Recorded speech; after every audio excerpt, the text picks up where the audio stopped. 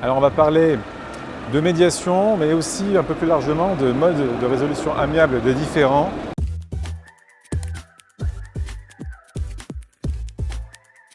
Vous allez prendre la parole avec une deuxième personne. Oui, absolument.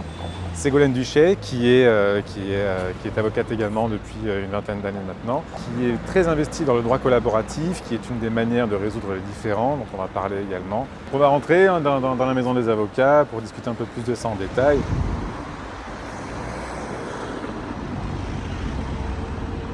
Depuis 5 ans, je me suis intéressée aux modes amiables de règlement des différends, c'est-à-dire une approche différente, alternative que celle d'aller plaider devant les juridictions.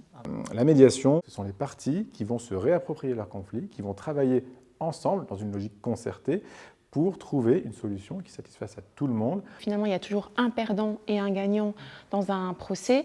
Et même quand on est gagnant, quelque part, on a perdu la relation finalement qu'on avait avec l'autre. C'est là où on arrive à trouver des vraies solutions sur mesure pour nos clients. C'est plus noir ou blanc, c'est au-delà de ce cadre binaire. Et là, il y a une forme de créativité qui, moi, m'enthousiasme pleinement. On peut très bien être médiateur sans du tout être avocat, et on peut être médiateur et avocat, on peut être médiateur et architecte, on peut être médiateur et expert comptable. Ça marche bien dans les conflits de voisinage, par exemple. Ça marche bien aussi dans les relations de famille, dans les relations de travail.